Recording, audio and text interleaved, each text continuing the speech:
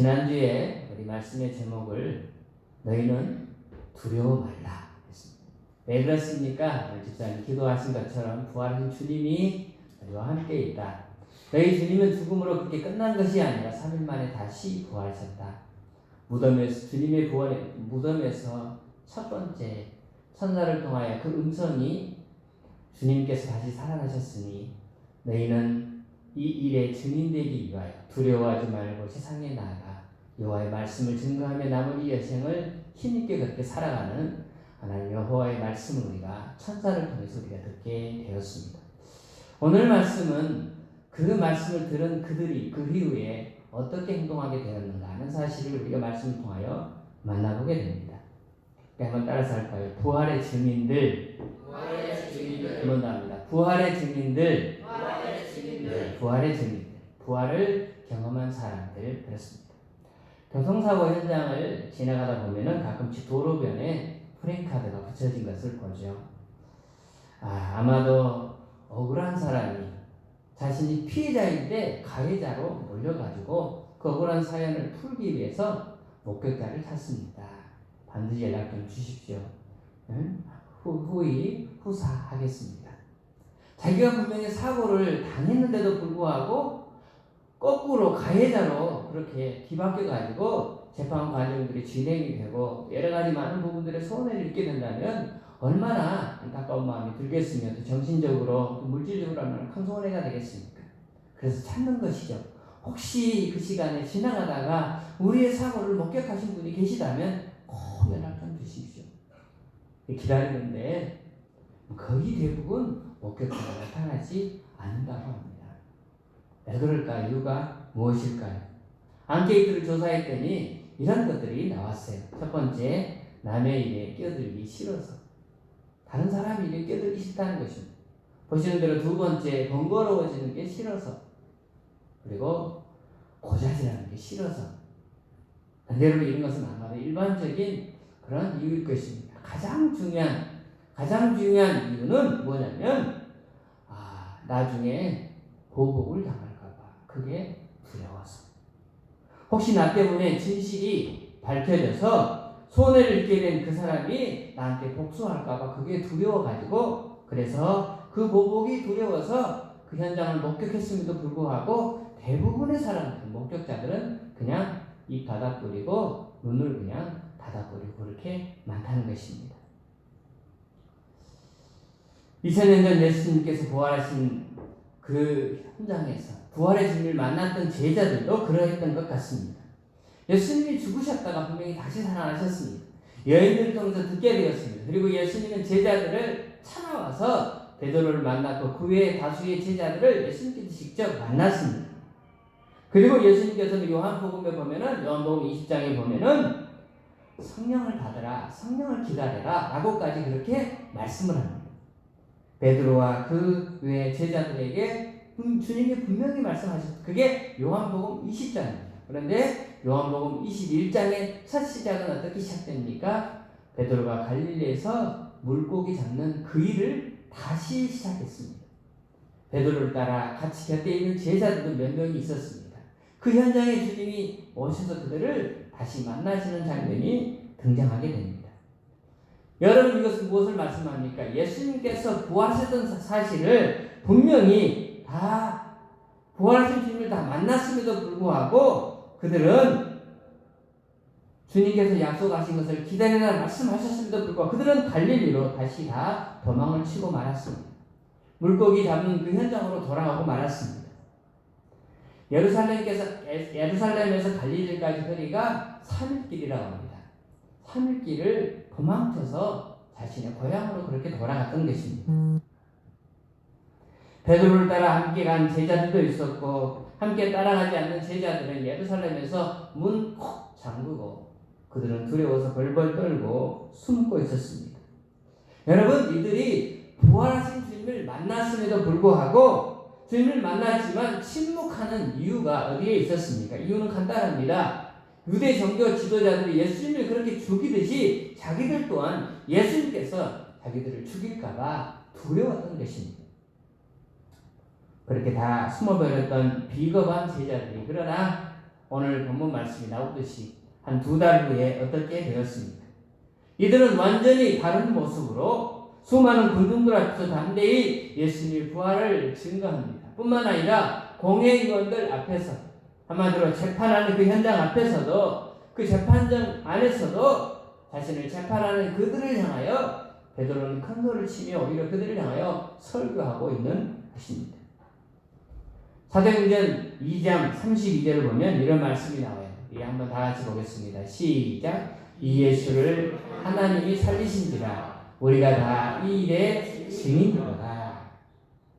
이 예수를 하나님이 다시 살리셨다. 지금 여러분 이 말씀은 베드로가 2달이 지난 다음에 베드로가 사람들 앞에서 그리고 공회의원들 앞에서 설교하고 있습니다. 그리고 너희들이 죽인 그 예수를 우리 주님 다시 하나님이 살리셨다라고 큰소리 치면서 우리가 이 일의 증인이다라고 그렇게 선포하고 있는 것입니다. 그런가 하면 좀 더 강경하게 표현합니다. 36절 말씀 보겠습니다. 시작. 그런즉 이스라엘 온 집은 확실히 알지니 너희가 십자가에 못 박은 이 예수를 하나님이 주와 그리스도가 내게 하셨느니라 하니라. 자, 그런즉 이스라엘 온 집은 확실히 알지니, 똑똑히 알지니 너희는 똑똑히 알라 그 말입니다. 너희들이 똑똑히 알아야 할 것은 너희가 죽인 예수를, 너희가 십자가에 못 박인 이 예수를, 여러분 너희가 정말 자신들을 죽일 수밖에 없는 그 어마어마한 위험 앞에서도, 엄청난 큰 위험을 가진 그들 앞에서도 너희들이 예수를 죽였다. 그런데 그 너희들이 죽인 그 예수가 다시 살아나게 되셨다. 그리고 다시 살아나신 그 예수를 하나님이 주와 그리스도가 되게 하셨다라고 오히려 그들에게 선포하며 당당하게 나아가고 있는 것입니다. 그리고 오늘 본문 말씀 5장에서는요. 이들이 사방에 다니면서 사람들에게 그 사실을 공포하고 다니자 공회의원들이 들어와서 이들을 두려워서 이 제자들을 잡아다가 감옥에 집어넣습니다. 그런데 감옥에 들어가서 재판을 하려고 나중에 며칠 지난 다음에 그들을 찾았더니 없는 것입니다. 천사가 감옥 문을 열어서 그들을 다 피하도록 만들어준 것입니다. 그리고는 며칠이 지나서 다시 그 제자들을 붙잡아다가 이번에 공회의원들 앞에 그렇게 높이 세웠습니다. 그때 베드로가 그 사람들 향해서 하고 있는 내용의 말씀이 오늘 본문 말씀의 기록이 되어져 있습니다. 오늘 말씀 다시 한번 봅니다. 29절부터 32절까지 한번 다 같이 봅니다. 시작. 베드로와 사도들이 대답하이르되 사람보다 하나님께 순종하는 것이 마땅하니까 너희가 나무에 달아 죽인 예수를 우리 조상의 하나님이 살리시고 이스라엘에게 회개함과 죄사함을 주시려고 그를 오른손으로 높여서 임금과 구주로 삼으셨느니라. 우리는 이 일의 증인이요 하나님이 자기에게 순종하는 자들에게 주신 성령도 그러하니라 하더라. 사랑하는 여러분, 베드로와 사도들이 공회의원들 앞에서 큰소리치며 대답합니다. 사람보다 하나님께 순종하는 것이 마땅하니라. 내가 너희들의 말에, 사람들의 말에 순종하는 것이 옳으냐, 아니면 하나님의 말씀에 순종하는 것이 옳으냐. 나는 같이 있는 동료들, 우리는 하나님의 말씀 듣고 사는 사람들이지 너희들이 우리를 겁박한다고, 너희들이 우리를 억누른다고, 우리는 너희들의 말에 지배를 받아서 살 사람들이 아니다 라고 큰소리 치는 것입니다. 얼마 전까지 두려워서 벌벌 떨던 그들이, 비겁한 그들이, 도망쳤던 그들이 이제는 오히려 큰소리 치면서 당당하게 나오고 있는 부활의 증인들을 우리가 오늘 말씀을 통하여 만나볼 수 있게 되었던 것입니다. 그렇다면 여러분은 어떻게 부활하신 예수님을 만났음에도 불구하고 다 도망쳤던 제자들이, 그 비겁한 증인들이 다시 돌아와서 이렇게 용감한 증인으로 바뀌게 될 수 있었을까요? 그 첫 번째 비결은 사도행전 1장 4절에서 이렇게 발견할 수 있습니다.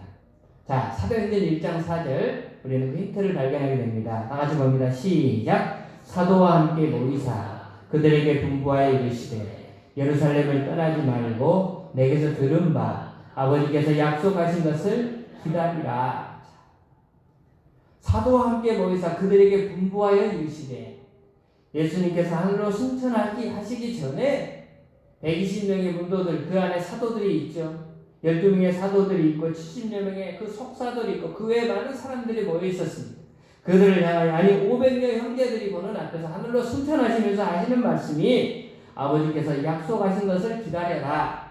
아버지께서 약속하신 것은 어디에 임재하게 되느냐? 예루살렘에 임재하게 된다. 그러니 너희들은 그 예루살렘을 떠나지 말라라고 그렇게 그들에게 권면하고 있는 것입니다. 그렇다면 여러분, 그때 당시 제자들에게 있어서 예루살렘은 어떤 것입니까? 여러분이 예루살렘은 대제사장이 예수님을 사형언도를 내렸던 그런 장소입니다. 스승이신 예수님께서 억울하게 십자가에 못 박혀 돌아가시던 장소가 바로 예루살렘입니다. 예루살렘을 예수님을 처형한 대적자들은 남은 제자들을 색출하여 그들을 잡아서 똑같이 예수님처럼 취급하여 그들을 감옥에 넣거나 아니면 그들을 죽이기 위한 그런 장소가 바로 예루살렘이었던 것입니다. 한마디로 예루살렘은 고통과 시련과 죽음과 아픔의 장소였습니다. 그런데 주님은 그 장소를 떠나가지 말라고, 그곳에서 떠나지 말고 내가 약속한 것을 기다리라고 그렇게 권면하고 있는 것입니다. 여러분, 그러니 그런 곳에서 더 이상 머물러 있다는 것은 참으로 어리석은 사람들의 태도가 아니겠습니까? 뿐만 아니라 동시에 예루살렘은 아버지의 약속하신 것을 약속이 머무는 장소라고 그렇게 말씀합니다. 아버지의 약속이 이루어질 장소, 아버지의 약속이 실현되는 그런 장소가 바로 예루살렘인 것입니다. 하나님의 약속, 아버지의 약속이 그 언약이 성취될 장소가 바로 예루살렘입니다. 그런 이유 때문에 예수님께서 승천하시기 전에 간곡하게 너희는 이 예루살렘을 떠나지 말라라고 그들에게 요청하고 있는 것입니다. 아무리 이곳이 위험해도 예루살렘을 떠나지 말고 내게 들은 바 아버지께서 약속하신 것을 기다리는 장소가 바로 예루살렘이다 라고 말씀합니다.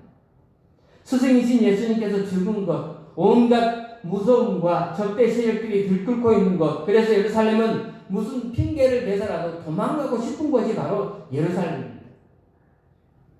그런데 여러분, 2달이 지난 다음에 베드로도 나머지 제자들도 예루살렘에 다시 모여서 그들은 이번에는 도망치지 않습니다. 120명의 성도들이 적의 심정도 같은 예루살렘에 머물면서 주님이 말씀하신 것처럼 약속하신 것을 기다립니다.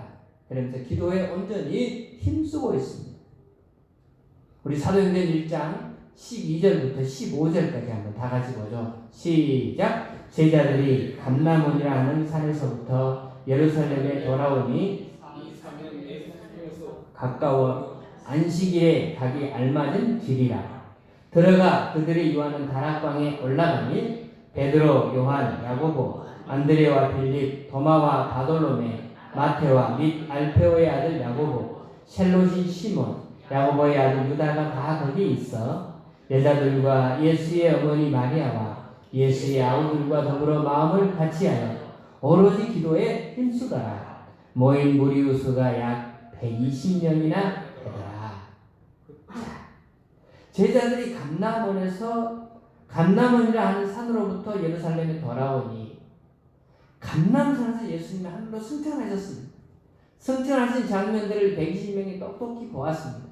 그리고 이들이 돌아와서 예루살렘에 다시 와가지고 들어가 그들이 유하는 다락방으로 올라가니 나가의 다락방에 다시 올라갔죠. 그 현장에 있던 사람들이 12명의 예수님의 제자들의 이름이 나열이 됩니다. 물론 여기에는 11명이 등장하죠. 가룟 유다는 빠졌죠. 나중에 다른 사람들 중에 마띠아라고 하는 사람이 또 제비 뽑기를 통해서 12명이 채워집니다. 거기에는 여자들도 예수의 어머니 마리아도 계시고 예수의 아우들도 계시고, 그리고는 모인 무리들이 120명이나 모여서 오로지 기도에 힘썼다고 성경에 기록하고 있습니다. 사랑하는 여러분, 사람들은 주로 어디에 머무느냐에 따라서 그의 인생이 결정되는 것을 우리가 많이 보게 됩니다. 밤낮으로 술집 근처를 도는 사람들은 술꾼이 될 수밖에 없는 것이죠. 도박장이나 전전하는 사람들은 도박꾼이 될 수밖에 없습니다. 하지만 도서관이나 교회나 학교 언저리에 머무는 젊은이들은 전혀 다른 인생을 살게 되는 모습을 우리가 보게 됩니다. 지금 내가 머물고 있는 그 장소가 나의 미래를 결정하는데 많은 요인이 될 수가 있다는 사실입니다. 사랑하는 여러분, 그렇다면 예수 믿는 우리는 그 머무는 장소가 분명히 달라야 할 것입니다. 세상 사람들은 주로 자신의 즐거움의 장소를 선호하지만 주님의 백성은 그 주님의 약속이 선포되고 그 약속이 이루어지는 그 언약의 장소를 떠나지 말아야 하는 것입니다. 왜냐하면 주님께서 그곳을 떠나지 말라고 우리에게 명령하셨기 때문입니다. 하나님의 은혜가 부어지는 그 언약의 장소, 그 거룩한 땅, 거룩한 예루살렘의 장소. 사랑하는 여러분, 오늘 이 시대에 거룩한 예루살렘이 어디가 되겠습니까? 하나님의 언약이 머무는 장소가 어디가 되겠습니까? 하나님께서 세우신 귀한 공동체, 예배하는 자들이 함께 모여 하나님을 예배하는 공동체가 바로 하나님의 그 언약의 장소인 것입니다. 바로 그 언약의 장소, 우리는 항상 머물면서 그 안에서 주시는 여호와의 말씀, 여호와의 그 언약을 기대하며 우리가 날마다 살아가야 하는 것입니다. 히브리서 10장 24절, 25절 이렇게 말씀합니다. 다 같이 봅니다. 서로 돌아보아 사랑과 선행을 격려하며 모이기를 피하는 어떤 사람들의 습관과 같이 하지 말고 오직 권하여 그날이 가까움을 볼수록 더욱 그리하자. 아멘. 서로 돌아보아 귀한 공동체, 한 무리 된 귀한 하나님의 백성들이 함께 모여 서로 돌아보는 것입니다. 사랑과 선행으로 서로 격려하는 것입니다. 모이기를 피하는 어떤 사람들의 습관과 같이 하지 말고 오직 권하여 그날이 가까움을 볼수록 더욱 그리하자. 주 예수님께서 오신 날을 대망하면서 하나님의 귀한 공동체에 모여 하나님의 언약이 성취될 그 약속의 장소에 머물면서 하나님의 은혜를 대망하며 날마다 기도로 예배로 하나님을 찬송하며 나아가야 하는 것이, 이것이 바로 저와 여러분이 하나님의 백성들이 부활의 증인들이 살아가야 될 우리의 놀라운 삶의 요소라는 사실입니다. 서로 돌아보아 서로를 돌아보십시오. 서로의 상태가 어떤 상태인지 서로 돌아보십시오. 그리고 격려하시고 칭찬해 주십시오. 그 말이 무슨 말입니까? 예수님을 재림하여 오시는 그날까지 주님이 가까이 올수록 더욱 열심히 보이고 권면하고 그리고 사랑하자는 것입니다. 옛날에는 신앙생활을 시작하면 거의 대부분의 성도들은 수요일에 모이고 금요일에 모이고 새벽에도 모이고 대부분 우리 신앙생활을 시작하면 그렇게 신앙생활을 했습니다. 주일 당연히 교회 가는 날, 3일째 되는 날 밤에 교회 가는 날, 금요일 날 교회 가는 날, 기도하는 날. 더 열심히 하신 분들은 새벽에도 나와서 기도하고 하루를 시작했죠. 그러니까 교회에 하나님의 역사들이 넘쳤습니다. 기적이 끊이지 않았습니다. 하나님의 은혜가 넘쳐났습니다. 죽을 병에 걸렸던 사람들이 살아나기도 했습니다. 문 닫아야 될 회사가 다시 회복되기도 했습니다. 상처난 영혼들이 회복되기도 했습니다. 사람들의 사랑이 넘쳐났습니다. 만나서 함께 웃고 슬픈 일을 함께 나누며 그리고 기쁜 일을 함께 즐거워했고 하는 따뜻한 아름다운 사랑의 공동체가 바로 교회였습니다. 안타깝게도 오늘 우리는 오늘날 우리 한국교회는 이런 부분에서 너무나 나약해진 우리의 모습이 아닌가 하는 생각을 해보게 됩니다. 우리는 영적인 일에는 별로 관심이 없습니다. 주님을 사모하는 이런 마음도 점점점 식어져 가게 되었습니다.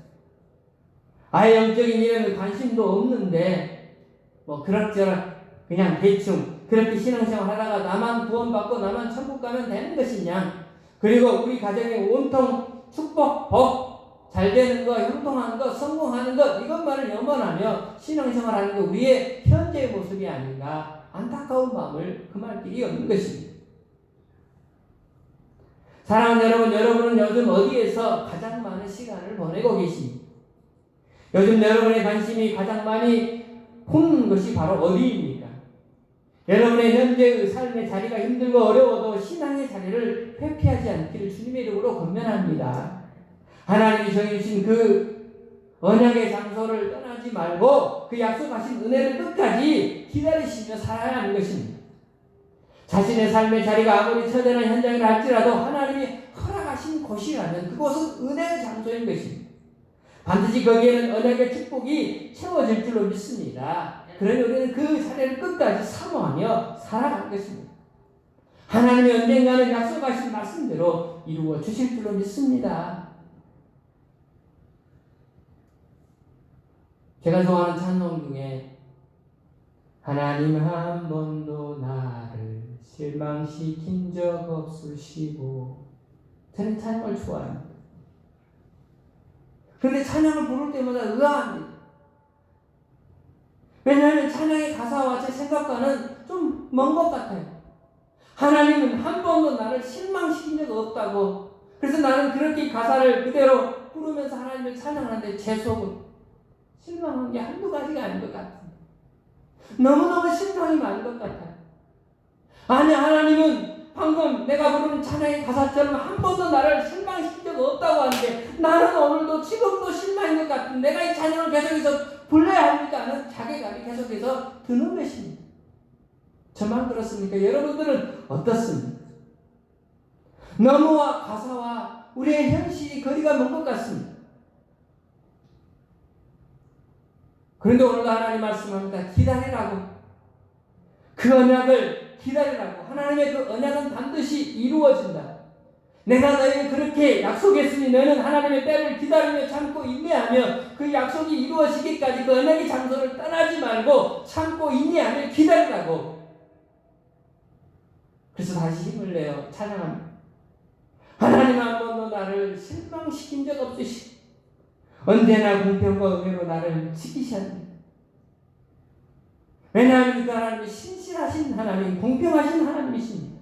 그 하나님이 나를 한 번도 떠나지 않으리라, 내 너를 버리지도 않으리라 약속하셨던 주님이 그 약속을 지키사 이후로도 나를 영원토록 지키시리라 확신하는, 다시 힘을 내어 또 힘을 내어 이 찬양을 계속해서 영겁고 찬양하며 나아가는 것입니다. 하나님은 당신이 언약하신 것 반드시 지키시고, 우리 하나님은 인간이 아니시기에 시건치 않으시는 여호와 하나님 아버지시기 그 약속을 분명히 이루어 주실 줄 믿고 약속하신 그 장소에 오늘도 머물면서 우리는 날마다 예배하며 찬양하며 기도하며 나아가는 것입니다. 이것이 부활하신 주님을 만난 증인들의 삶인 것입니다. 잃어버렸던 약속의 장소를 사랑하는 여러분 회복합시다. 그리고 내가 만난 그 주님, 내가 체험한 그 주님을 내 생에 맞은 그 순간까지 증인으로 사시는 저와 여러분 되기를 주의 이름으로 축원합니다. 두 번째로 용감하고 담대한 부활의 증인이 되는 두 번째 비결이 있습니다. 그것은 성령 충만이라고 말씀합니다. 성령 충만을 받으라. 한번 따라서 할까요? 성령 충만을 받으라. 한 번 더 합니다. 성령 충만을 받으라. 사도행전 1장 8절 잘하는 말씀이죠. 다 같이 합니다. 시작. 오직 성령이 너희에게 임하시면 너희가 권능을 받고 예루살렘과 온 유대와 사마리아와 땅끝까지 들어 내 증인이 되리라 하시니라. 내 증인이 되기 위하여 권능을 받으라는 것입니다. 그 권능은 무엇으로부터 주어지는 것입니까? 성령을 통해서 주어지는 것입니다. 성령이 임하시면 권능을 받습니다. 그 권능은 두나미스, 다이너마이트, 폭탄이죠. 폭탄이 터지는 것 같은 강력한 힘이 있다는 것입니다. 그 폭탄이 터지는 그 힘을 너희가 공급받으라 라고 하는 것입니다. 그러므로 우리는 그 힘을 공급받아서 세상 삶 속의 삶의 현장 속에서 그 힘으로 살아가기 위해서는 우리는 먼저 성령을 사모해야 합니다. 그리고 성령으로 충만해야 합니다. 성령이 주신 파워를 가진 사람만이 하나님께서 우리에게 주신 사명과 그리고 그 은혜를 감당할 수 있는 것입니다. 우리의 힘과 재주와 우리의 지식으로 할 수 있는 게 이 세상에 얼마나 있습니까? 그리스도인의 삶은 슈퍼 내추럴 라이프, 초자연적인 삶입니다. 우리는 세상의 지배를 받고 사는 게 아니라 세상 환경 속에서도, 어려운 환경 속에서도 그 환경을 극복하며 우리는 살아가는 것입니다. 이것이 바로 초자연적인 그리스도인의 삶인 것입니다.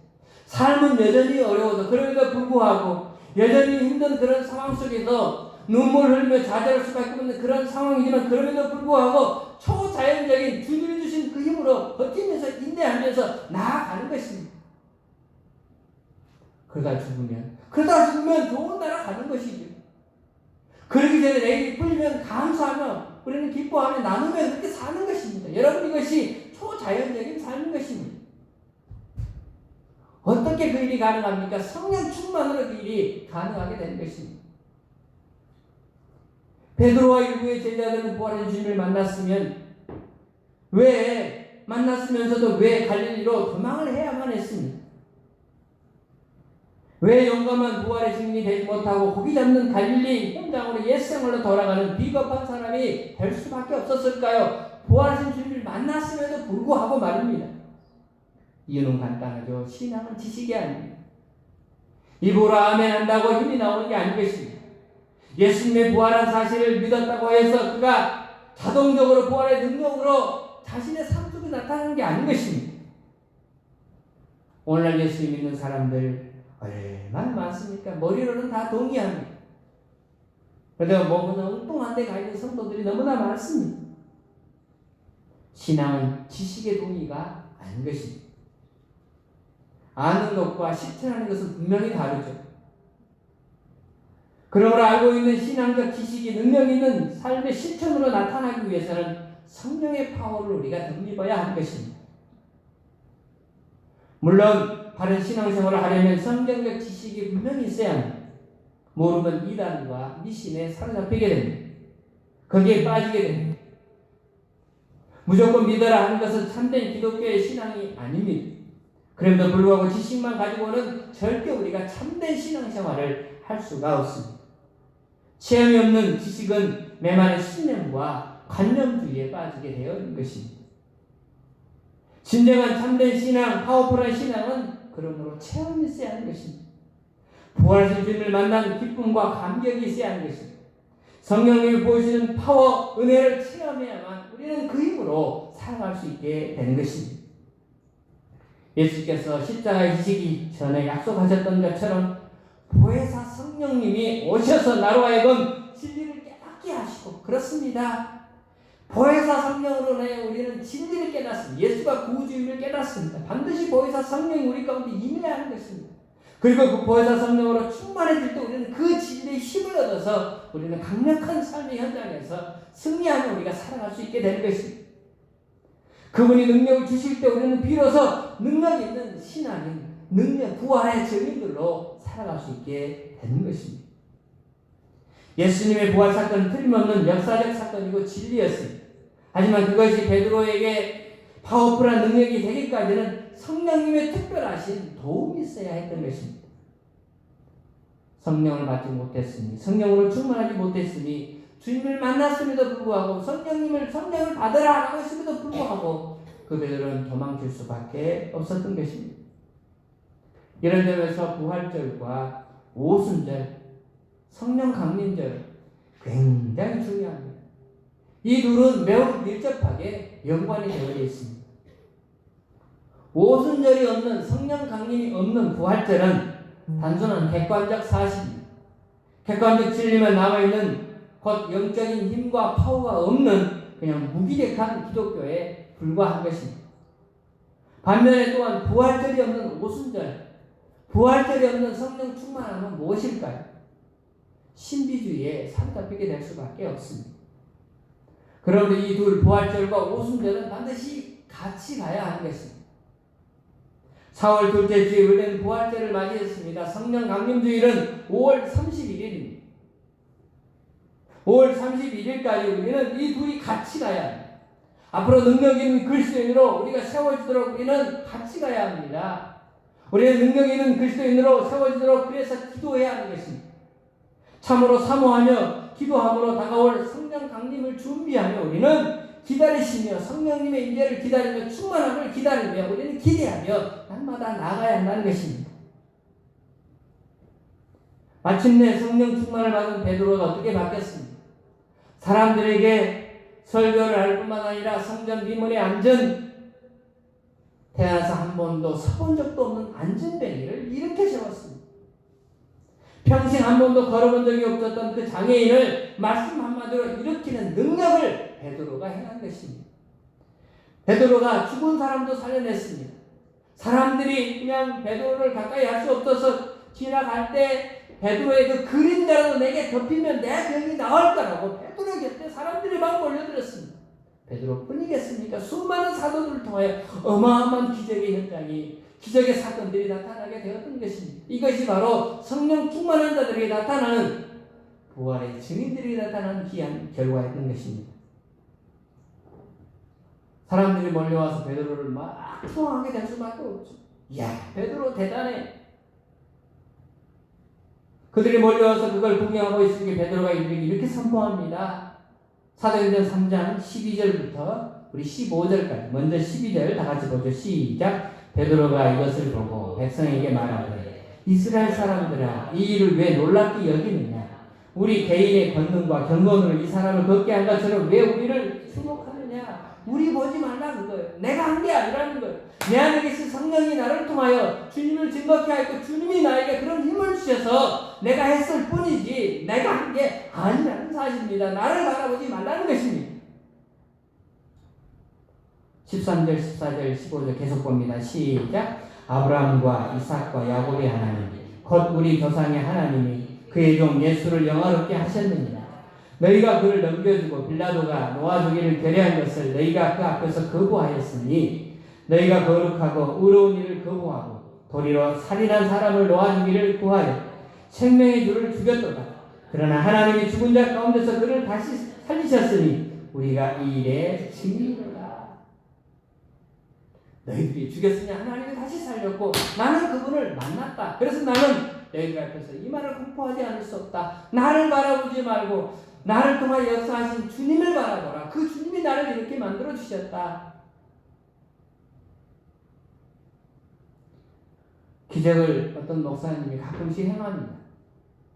어떤 목사님들이 기적을 해요. 기도원이나 어떤 데 가서 보면은 또 예배를 드리다가 또 어떤 사람들의 병이 낫고 마음의 상처들이 치유되고 하는 많은 역사들이 있었습니다. 아마 지금도 개중에 어떤 교회들은 그런 역사들이 있을 것입니다. 우리에게 나타나지 말란 법은 전혀 없습니다. 그럴 때 사람들은 목사를 보죠. 우리 목사님 대단해. 우리 목사님이 영역이 있어, 힘이 있어. 그래서 이런 병자들을 살리고 회복시키고 하는 거야. 그때 그 목사님은 그래. 나 힘 있지, 나 능력 있지. 이렇게 나가면 안 된다는 것이. 베드로처럼 주님을 향하게 만들고 주님을 바라보게 만들라는 것입니다. 베드로는 항상 초점이 자기가 아닙니다. 부활하신 예수 그리스도 그분의 능력이 이 한 사람을 살려냈습니다. 우리는 단지 그분의 증인일 뿐입니다. 도구일 뿐입니다. 주님을 높이고 주님을 소개했던 것입니다. 하나님은 담대한 부활의 증인 되기를 원하십니까? 성령 충만을 받으십시오. 성령님의 능력이 아니고는 능력 있는 증인이 될 수가 없다는 사실을 인지해야 합니다. 성령님만이 세상의 모든 유혹을 이기고 하나님의 거룩한 일꾼으로 살 수 있는 능력의 원천이라는 사실입니다. 성령 충만 받기를 주 이름으로 축원합니다. 그 성령만이 우리에게 힘과 능력이 되시는 것입니다.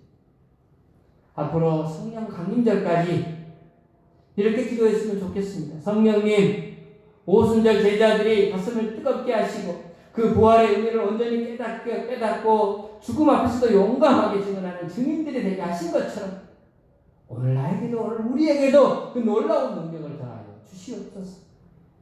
나를 변화시켜 주시옵소서. 나를 새롭게 만들어 주시옵소서. 나를 거룩하고 담대한 부활의 증인이 되게 하여 주시옵소서. 여러분이 간절한 기도가 여러분의 기도가 되기를 축원합니다. 부활의 증인들의 능력 있는 삶은 바로 성령 충만으로부터 비롯된 것입니다. 세 번째 마지막 부활의 증인이 되기 위한 세 번째 비결이 있습니다. 그것은 입을 열어 전파하라는 것입니다. 입술을 열어 전파하라는 것입니다. 너희의 입을 열어 네가 경험한 그 주님을 전파하라라고 하는 것입니다. 우리 옛날 어른들이 그런 말 썼어요.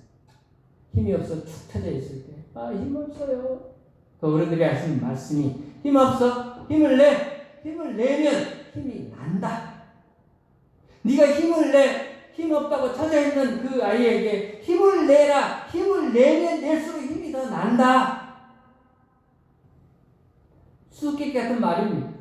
힘은 내야 나는 법이랍니다. 힘을 내야 합니다. 침묵하면 영원히 우리는 말을 못하게 되어 있습니다. 그래서 입을 열어서 해보는 것이죠. 부족하지만 연약하지만 들어주지 않지만 해보는 것이죠. 숟가락질을 아이들이 애기가 처음부터 잘합니다. 처음에 애들이 숟가락질 할 때 밥알 2개 들어가고 땅바닥에 떨어지죠. 아유 더럽게 하지만 내가 끝까지 먹여줄게. 그러면 그 아이는 커서도 숟가락질 못할 것입니다. 처음부터 잘한 사람은 복음 전파도 마찬가지가 아니겠습니까? 순종하고 하다가 보면 성령께서 우리에게 힘 주시고 지혜를 주실 줄로 믿습니다. 뒤에 무디 목사님께 누군가 물었다고 합니다. 목사님, 성경을 읽다가 잘 깨달아지지 않거나 의심이 생기면 어떻게 합니까? 제가 성경을 읽는데도 불구하고 말씀을 읽고 있는데 깨달음이 없어요. 그 목사님이 이렇게 말합니다. 성경을 읽다가 의심이 생기면 덮어라. 깨달아지지 않으면 덮어라. 그리고 나가라. 나가서 전도해라. 나가서 사람들에게 전해라. 그가 믿든지 아니 믿든지 가서 전해라. 성령책을 놔두고 나가서 손소리라도 밀어주라. 무슨 일이든지 봉사하고 전도해라. 그리고 돌아와서 다시 성경을 봐라. 그러면 깨달아질 것이다. 왜 성경이 읽혀지지 않습니까? 여러분 왜 성경이 이해가 안 됩니까? 여러분 우리는 그 말씀대로 실천하지 않기 때문에 이해가 안 돼요. 그 성경이 믿어지지 않는 것입니다. 성경을 읽고 머릿속으로 연구해서 깨달아지는 진리가 아니라는 사실입니다. 성경은 몸소 삶의 현장에서 실천함으로 체득되어지는 구원의 도리이기 때문에 몸소 실천하지 않는 것은 깨달을 수가 없다는 사실입니다. 여지껏 예수님을 믿었는데도 은혜가 안 되고 확신이 없습니다. 은혜가 안 되고 확신이 없습니까? 왜 주일마다 예배를 드리는데도 기쁨과 감격이 없습니까? 신앙생활을 어둡지 않은 지식으로만 우리가 하기 때문에 그렇지 않겠습니까? 한 말씀을 들어도 일어나 그 말씀대로 살아보기 위해 우리가 노력해야 하는 것입니다. 오늘도 힘드시는 성령님을 의지하고 그 도우심의 능력을 우리가 담대하게 나아가며 우리가 섬기는 삶을 살아가야 하는 것입니다. 우리가 행한 만큼 은혜 받고 실천한 만큼 하늘로부터 평강과 주님의 놀라운 은혜를 공급받게 된 것입니다. 사랑하는 앞으로 다가오는 성령 강림 주일까지 1대1로 하나님 앞에 서십시오. 그리고 주변에 믿지 않는 영혼들을 찾아가 주의 복음을 증거하십시오. 지난 금요일에 다니엘 원데이 기도회가 있었죠. 거기 20년 동안 신천지에 있다가 자신이 잘못됨을 발견하고 돌아와서 그냥 죽어버릴까라고도 하다가 앞으로 남은 인생을 어떻게 살까 연구하는, 그리고 SQ 글로벌 연구소라고 하는 그 재단을 만들어서 수많은 인재와 후학들을 만들어내는, 그리고 수많은 사람들에게 아름다운 영향력을 끼치는 그런 소장으로 우뚝 서신 분을 우리가 보게 되었습니다. 그분의 말씀의 결론이 무엇입니까? 전하라는 것입니다. 자신은 가짜를 20년 동안 어리석기도 가짜를 졌는데도 신천지 중에 대빵 1등이었다는 것입니다. 가짜를 졌는데도 1등이었는데 진짜를 알고 있는 우리가 참여해서는 되겠느냐? 열심히 하자. 한 달 동안 열심히 준비해서 한 명이라도.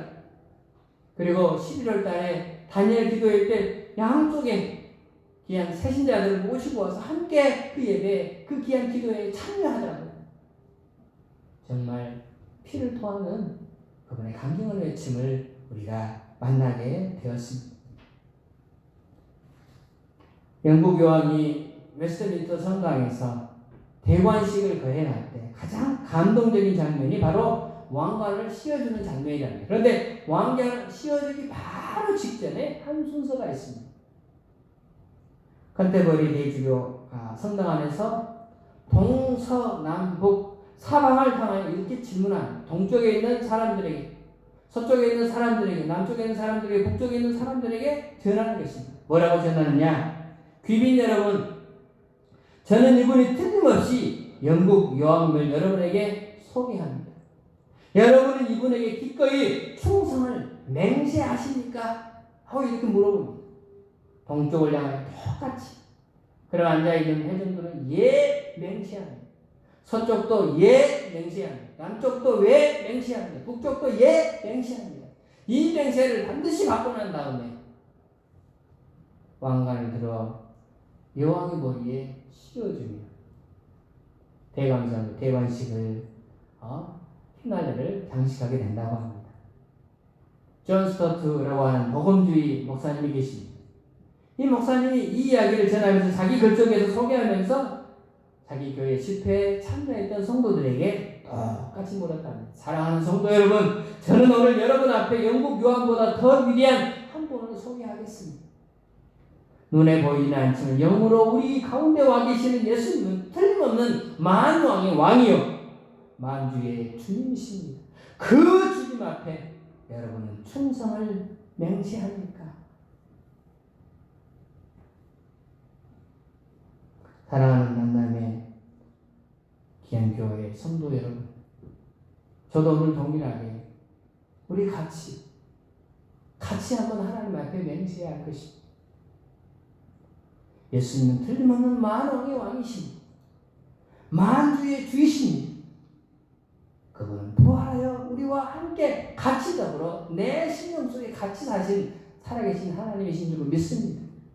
그 사실을 믿는다면 그 주님 앞에 왕에게 충성하자. 만주의 왕이신 그분 앞에 남은 평생을 부활의 정의들로 충성하여 그분께 영광 돌릴 때 그건 우리의 삶 속에 여전히 살아계셔서 나는 때로는 하나님은 한 번도 나를 실망한 적 없다고 하지만 속으로 나는 실망했다라고 찬양할지라도 다시 우리에게 새 힘을 주시며 그 찬양을 연거푸 다시 부를 수 있는 그러한 힘과 능력을 공급하여 주실 줄로 믿습니다. 그 힘으로 이 한 주간도 여러분의 남은 일생도 그 능력으로 사시는 주의 귀한 부활의 증인들이 다 되시기를 주님의 이름으로 축원합니다. 우리 오늘 말씀 마음속에 또 상기하면서 우리 함께 찬양으로 나가기를 원합니다. 그 주님께 영광, 다시 사신 주, 사망 권세 모두 이기시언.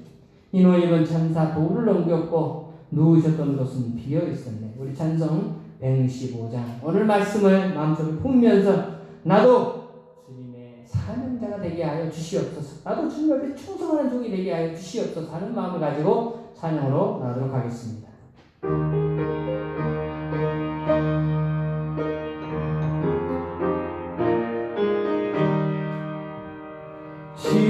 주님께 영광 다시 사신 지 사망 권세 모두 이기시었네. 흰 옷 입은 천사 돌을 옮겼고 늦었던 곳은 비어 있었네.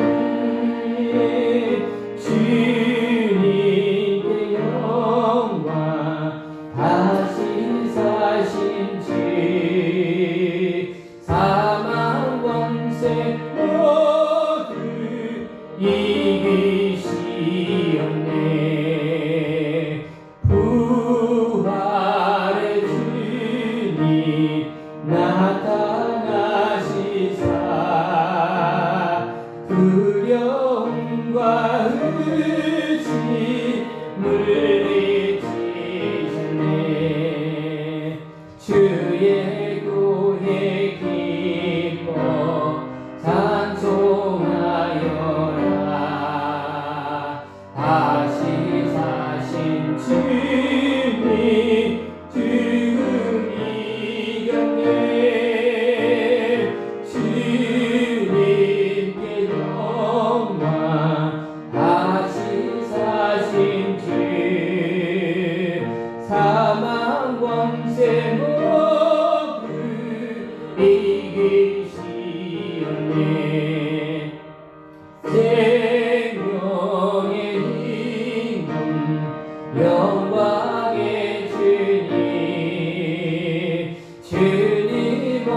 없는 삶은 헛될 뿐이라. 주의 사랑으로 세상 이기고 요단 건너 보라 가게 하소서. 주님께 영광 다시 사심지 사망 권세 모두 이기시었네.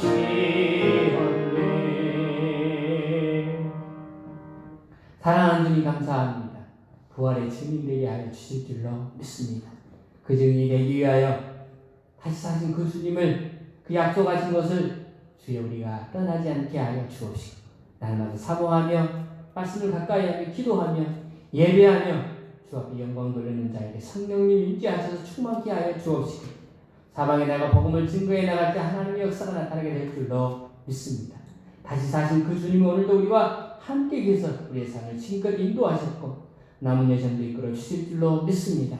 함께 주님과 살아가는 자에게 따르는 하늘의 감격이 땅에서도 있게 하여 주옵시고, 그 감격으로 날마다 승리하는 하나님의 종들, 저들의 가정, 삶의 현장 다 되게 하여 주시옵소서. 은혜를 사모하며 성전에 나온 저희들 예물을 구별하여 드립니다. 손길마다 하나님께서 갚아주시고 주님이 채워 주옵시고 날마다 넘치는 감동으로 역사하여 주시옵소서. 쓰이는 곳에 하나님의 거룩한 이름만이 드러나는 복된 현장 되기를 소망하며 예수님 거룩하신 이름으로 기도드리옵나이다. 아멘.